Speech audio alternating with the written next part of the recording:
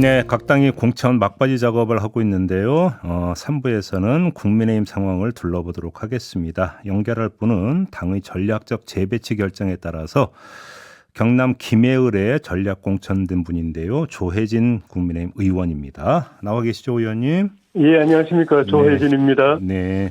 어떻게 김해을에 안착하셨습니까? 예비 후보고 지역 당원들이 좀 반발한다는 소식이 있었는데. 예, 아직 당으로부터 지명을 받은 지 며칠 안 돼서, 예.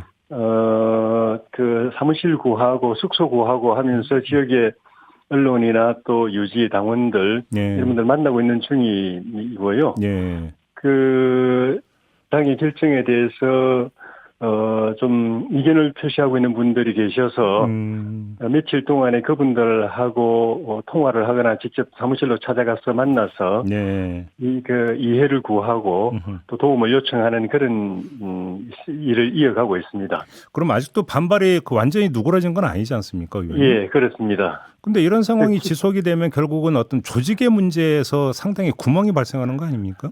예, 선거가 50일이 채 안 남았는데 네. 그 선거할 때까지 이런 일이 계속되면은 그 선거에 어려움을 겪죠. 네. 근데 어제 오늘 또 그저께 제가 통화하고 또 직접 찾아가서 만나 뵙고 대화를 해본 결과 시간은 걸리겠지만 해소가 될 것이라고 생각하고 있습니다. 근데 의원님의 노력도 노력이지만 어차피 이게 중앙당의 결정이잖아요. 그러면 중앙당 예. 차원에서 뭔가 좀 조정해주고 해소해주는 작업이 좀 있어야 될 것 같은데 그런 게 있나요?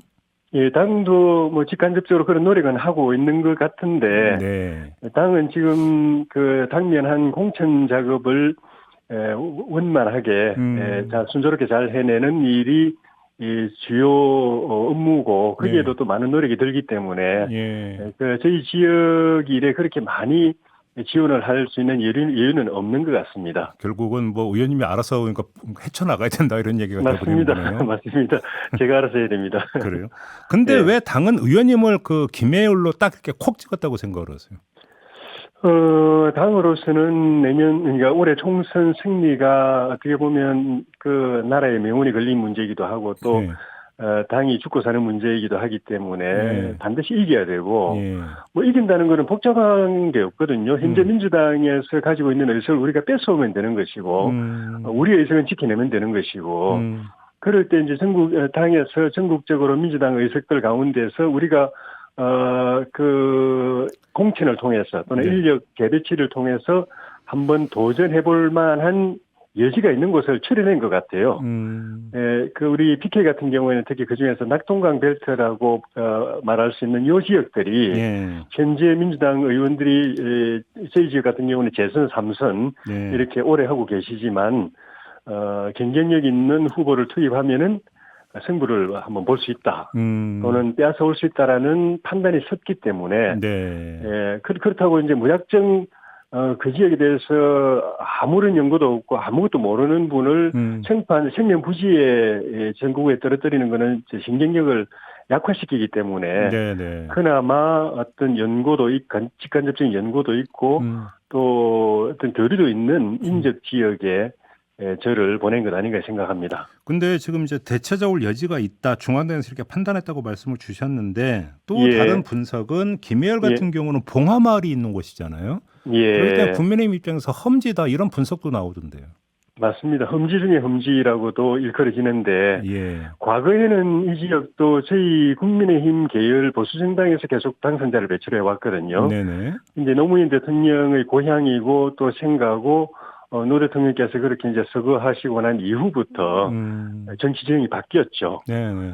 예, 그런데 그런 만큼 이 지역에서 우리가 도전해서 승리를 이끌어내면은 네. 그 상징성이나 의미나 파급 효과가 굉장히 크고 낙동강 벨트에 미치는 영향뿐만 아니라 수도권 선거에도 좋은 영향을 미칠 수 있다는 전략적 판단이 섰기 때문에 네.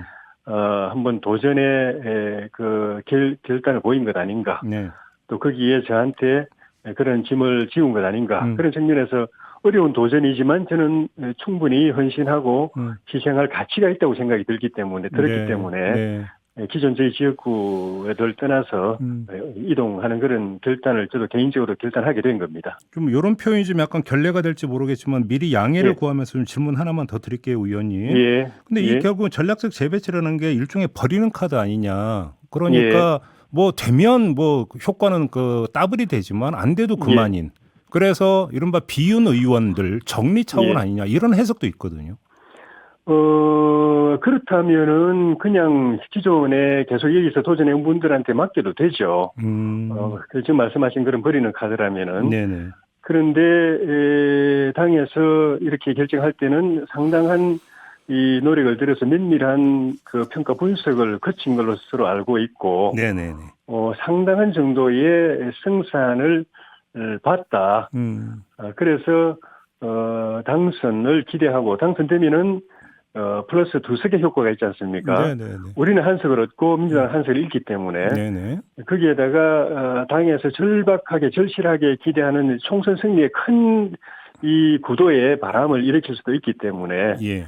그런 전략적 기대를 가지고 했지 별 생각 없이 한 포석은 절대 아닙니다. 그랬다면 제가 받아들일 리도 없죠. 아, 그래요. 알겠습니다. 예. 아무튼 그러면 김해를 포함한 이른바 낙동강 벨트 있잖아요. 예. 그 지금 판세는 어떻게 분석을 하고 계세요? 현재까지는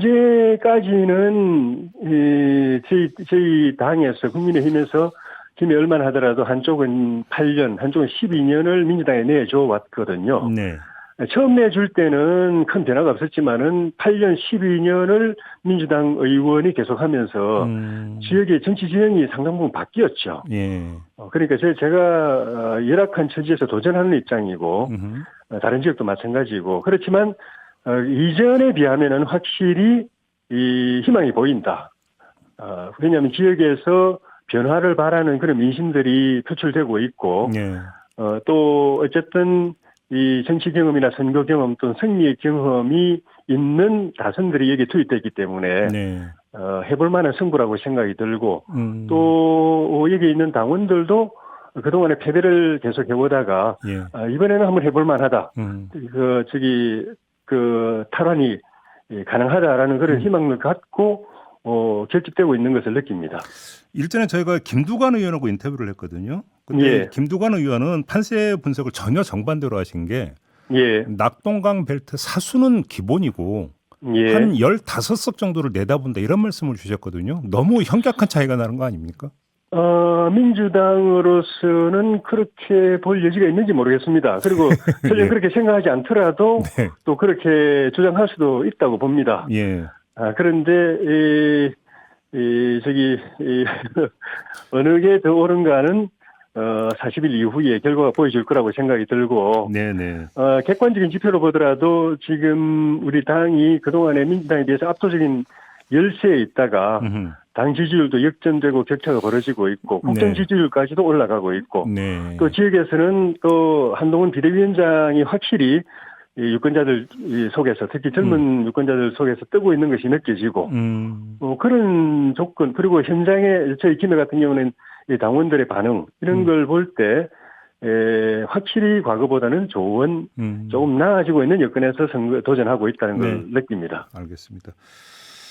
그 정개특위 위원 지내셨잖아요. 예. 그래서 좀 일단 아무튼 뭐 그 결론은 준연동형제가 유지가 되는 걸로 해서 현실적으로 나타나는 게 위성정당이지 않습니까? 예. 어떤 심경이십니까?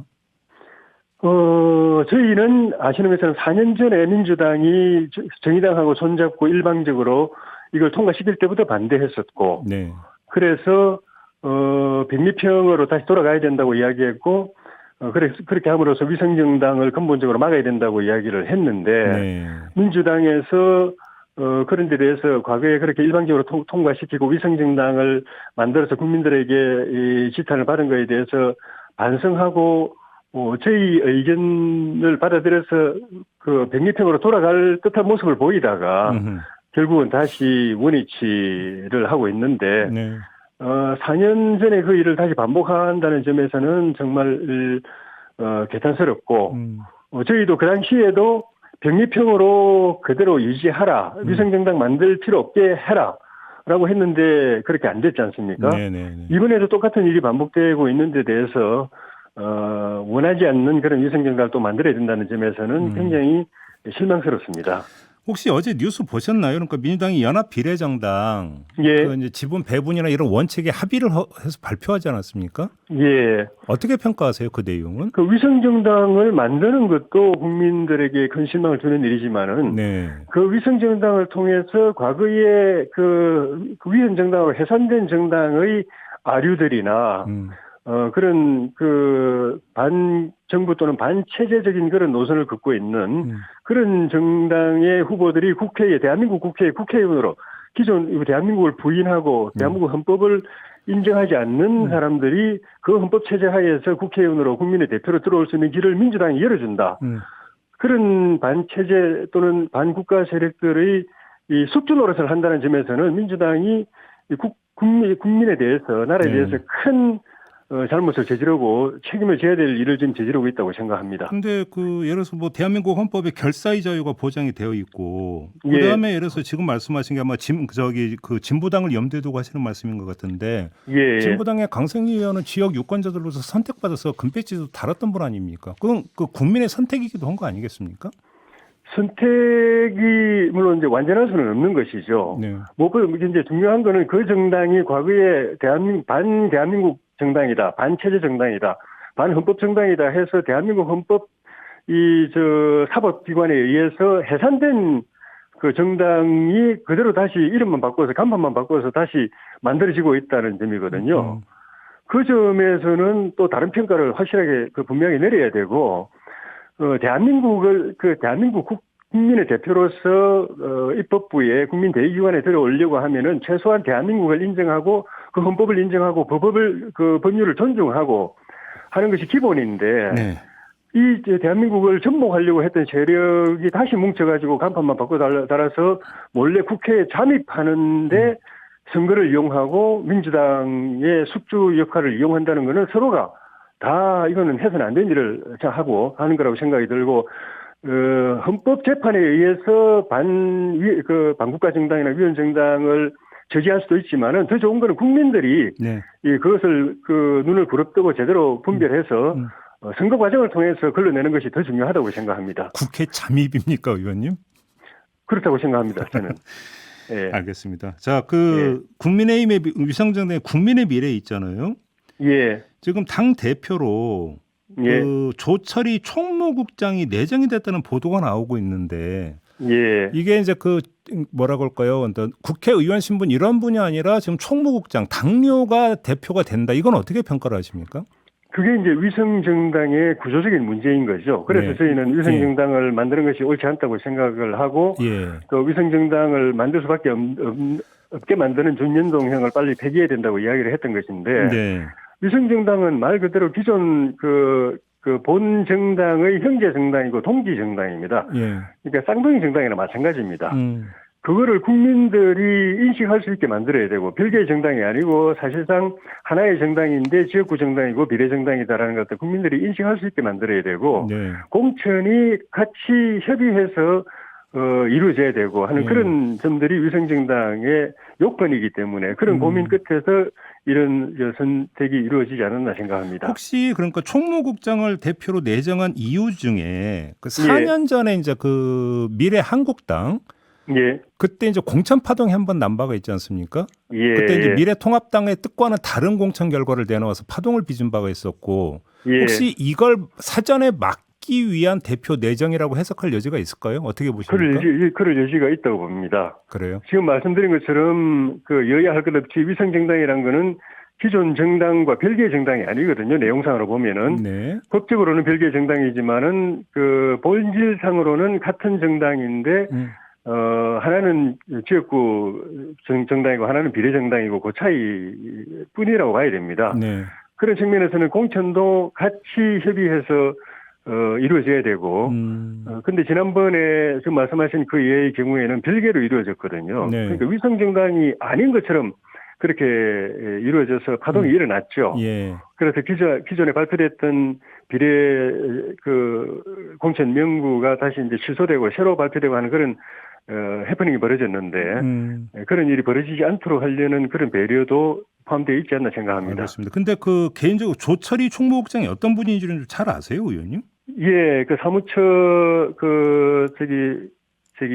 뭡니까 저 처음 사무처에 입사해가지고 일할 때부터 알던 그런 당직자입니다. 그러면 그 신입으로 그러니까 그 당 직원으로 입사해서 계속 쭉 국민의힘 여기서 근무를 해왔던 분입니까? 예, 모르겠습니다만 그 사이에 아마 다른 데로 이동하거나 하지는 않았을 걸로 생각합니다. 아, 그래요? 계속 사무처에서 일해왔을 걸로 알고 있습니다. 예. 그럼 국민의힘에 대해서 누구보다 잘하는 당뇨다 이렇게 이해를 하면 되겠네요. 그렇죠. 국민의힘의 정체성을 그대로 가지고 있는 당뇨라고 봐야죠. 알겠습니다. 지금 당의 공천에 대해서 예. 잡음은 적지만 갈등이 없는 무개혁 공천이다. 이런 예. 평가가 나오는데 어떻게 동의하십니까? 어떻게 생각을 하십니까? 동의하지 않습니다. 어떤 점에서? 결과가 네. 지금 아까도 좀 전에 말씀드린 것처럼 얼마 전까지만 하더라도 민주당에 의해서 압도적으로 우리가 열세에 있던 우리 당이 네. 지지율이 올라가고 민심이 확실히 좋아지고 있는 것을 현장에서 느끼고 그것이 연계돼서 국정 지지율도 같이 올라가고 있는 거는 몇 가지 요인이 있다고 보는데 네. 그중에 하나가 현재 진행되고 있는 공천에 대한 국민의 평가가 여론의 평가가 괜찮다는 겁니다. 과거에는 아시는 것처럼 뭐 옥새 파동이 있고 뭐 하면서 밀실 공천, 보복 공천, 학살 공천이 난무했지 않습니까? 네. 그에 비하면은 굉장히 순리적이고 시스템에 의해서 그리고 전략적인 공천이 이루어지고 있고 그것이 가능하게 된 데는 과거와 달리 대통령실에서 공천에 대해서 직접적으로 좌지우지하던 걸 내려놓았기 때문에. 그렇게 보세요.